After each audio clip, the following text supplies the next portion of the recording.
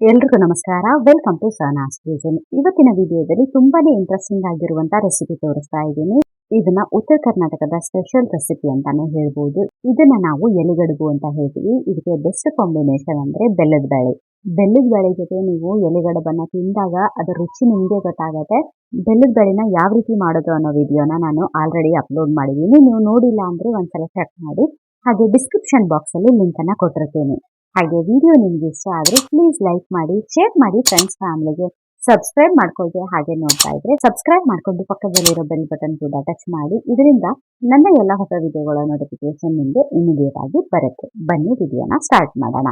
ಮೊದಲಿಗೆ ನಾನಿಲ್ಲಿ ಹಿಟ್ಟನ್ನ ರೆಡಿ ಮಾಡ್ಕೊಳ್ತಾ ಇದ್ದೀನಿ. ಇದಕ್ಕೆ 1 ಕಪ್ ಮೈದಾನ ತಗೊಂಡಿದ್ದೀನಿ. ಇದನ್ನ ಜರಡಿ ಹಿಡಿತಾ ಇದ್ದೀನಿ. ಹಾಗೇನೆ ಇದಕ್ಕೆ 1 ಕಪ್ ಗೋಧಿ ಹಿಟ್ಟನ್ನ ಹಾಕ್ತಾ ಇದ್ದೀನಿ. 1 ಕಪ್ ಗೋಧಿ ಹಿಟ್ಟು, 1 ಕಪ್ ಮೈದಾ ತಗೊಂಡಿದ್ದೀನಿ. ನಿಮಗೆ ಮೈದಾ ಹಿಟ್ಟು ಬೇಡ ಅಂತ ಅಂದ್ರೆ ಬರೀ ಗೋಧಿ ಹಿಟ್ಟಿನಲ್ಲಿನೂ ಮಾಡ್ಕೊಳ್ಬಹುದು, ಅಥವಾ ಗೋಧಿ ಹಿಟ್ಟು ಬೇಡ ಅಂತ ಅಂದ್ರೂ ಬರೀ ಮೈದಾ ಹಿಟ್ಟಿನಲ್ಲೇ ಮಾಡ್ಕೊಳ್ಬಹುದು. ನಾನಿಲ್ಲಿ ಎರಡನ್ನು ಸಮ ಪ್ರಮಾಣದಲ್ಲಿ ತಗೊಂಡಿದ್ದೀನಿ. ಹಿಟ್ಟನ್ನ ಜರಡಿ ಹಿಡಿದ ನಂತರ ಇದಕ್ಕೆ ಸ್ವಲ್ಪ ಉಪ್ಪನ್ನ ಹಾಕ್ತಾ ಇದ್ದೀನಿ. ಹಾಗೆ 1 ಟೇಬಲ್ ಸ್ಪೂನು ಎಣ್ಣೆನ ಹಾಕಿ ಒಂದ್ಸಲ ಡ್ರೈ ಮಿಕ್ಸ್ ಮಾಡ್ತಾ ಇದ್ದೀನಿ. ಈಗ ಇದಕ್ಕೆ ಸ್ವಲ್ಪನೇ ನೀರನ್ನ ಹಾಕ್ತಾ ನಾವು ಚಪಾತಿ ಹಿಟ್ಟಿನ ಹದಕ್ಕೆ ಇದನ್ನ ನಾದ್ಕೊಳ್ಬೇಕು. ನಾವು ಚಪಾತಿಗೆ ಯಾವ ರೀತಿಯಾಗಿ ಹಿಟ್ಟು ಕಲಿಸ್ಕೊಳ್ತೀವಲ್ಲ ಆ ರೀತಿಯಾಗಿ ಇದನ್ನ ಕಲಿಸ್ಕೊಳ್ಬೇಕು. ನೋಡಿ, ಹಿಟ್ಟನ್ನ ನಾದ್ಕೊಂಡಿದ್ದೀನಿ. ಈಗ ಇದನ್ನ ಒಂದು 5 ನಿಮಿಷ ನೆನೆಯೋದಕ್ಕೆ ಬಿಡ್ತೀನಿ. ನಂತರ ಸ್ಟವ್ ಮೇಲೆ ಒಂದು ಅಗಲವಾದ ಪಾತ್ರೆನ ಇಟ್ಟಿದ್ದೀನಿ. ಇದಕ್ಕೆ ಸ್ವಲ್ಪ ನೀರನ್ನ ಹಾಕಿ 1 ಟೇಬಲ್ ಸ್ಪೂನು ಎಣ್ಣೆನ ಹಾಕ್ತಾ ಇದ್ದೀನಿ. ಈಗ ಇದನ್ನ ಕುದಿಯೋದಕ್ಕೆ ಬಿಡ್ತೀನಿ. ಈಗ ಸ್ವಲ್ಪ ಎಣ್ಣೆನ ಹಚ್ಬಿಟ್ಟು ಇದನ್ನ ಚೆನ್ನಾಗಿ ನಾದ್ಕೊಳ್ತಾ ಇದ್ದೀನಿ. ನಾವು ಯಾವ ರೀತಿಯಾಗಿ ಪೂರಿಗೆ ಉಂಡೆಗಳನ್ನ ಮಾಡ್ಕೊಳ್ತೀವಲ್ಲ ಅಷ್ಟೇ ಹಿಟ್ಟು ತಗೊಂಡು ಉಂಡೆ ಮಾಡಿದ್ರೆ ಸಾಕು. ನಾವು ಯಾವ ರೀತಿಯಾಗಿ ಪೂರಿ ಲಟ್ಟಿಸ್ತೀವಲ್ವಾ ಅಷ್ಟೇ ಲಟ್ಟಿಸಿದ್ರೆ ಸಾಕು. ತೀರಾ ದಪ್ಪನೂ ಅಲ್ಲ, ತೀರಾ ತೆಳುನೂ ಅಲ್ಲ. ನೋಡಿ, ಈ ರೀತಿಯಾಗಿ ಇರಬೇಕು. ಇದನ್ನ ಲಟ್ಟಿಸ್ಕೊಳ್ಳುವಷ್ಟರಲ್ಲಿ ನೀರು ಚೆನ್ನಾಗಿ ಕುದೀತಾ ಇದೆ. ಈಗ ಒಂದೊಂದೇ ಇವನ್ನ ನೀರಿಗೆ ಹಾಕ್ತಾ ಇದ್ದೀನಿ. ನೀರಿಗೆ ಸ್ವಲ್ಪ ಎಣ್ಣೆನ ಹಾಕಿರೋದ್ರಿಂದ ಇದು ಒಂದಕ್ಕೊಂದು ಅಂಟ್ಕೊಳ್ಳೋದಿಲ್ಲ. ಇವನ್ನ ಹಾಕಿ ಒಂದು ತಟ್ಟೆನ ಮುಚ್ಚಿ 1-2 ನಿಮಿಷ ಇದನ್ನ ಬೇಯಿಸಿದ್ರೆ ಸಾಕು, ಚೆನ್ನಾಗಿ ಬೆಂದಿರುತ್ತೆ.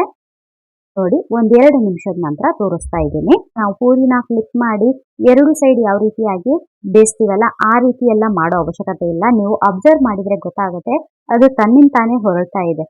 ನೋಡ್ಬೋದು, ಅದು ತಾನೇ ರೊಟೇಟ್ ಆಗುತ್ತೆ. ಹೀಗಾಗಿ ಮತ್ತೆ ನಾವು ಮೇಲೆ ಕೆಳಗೆ ಮಾಡಿ 2 ಸೈಡ್ ಬೇಯಿಸೋ ಅವಶ್ಯಕತೆ ಇಲ್ಲ, ಅದು ತಾನೇ ಹೊರಳುತ್ತೆ.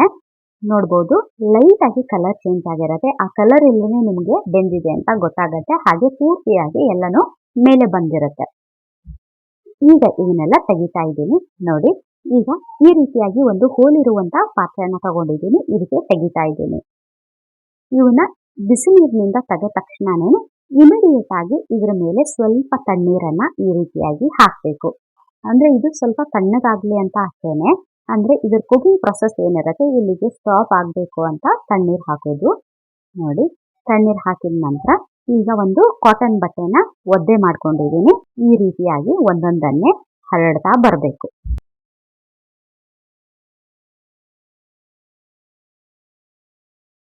ನಾನೆಲ್ಲಾನು ಇದೇ ರೀತಿಯಾಗಿ ಕುದಿಸ್ಕೊಂಡು ಸ್ವಲ್ಪ ಮೇಲೆ ತಣ್ಣೀರನ್ನ ಹಾಕಿ ಈ ರೀತಿಯಾಗಿ ಒಂದ್ರ ಮೇಲೆ ಒಂದನ್ನ ಹಾಕ್ತಾ ಇದ್ದೀನಿ.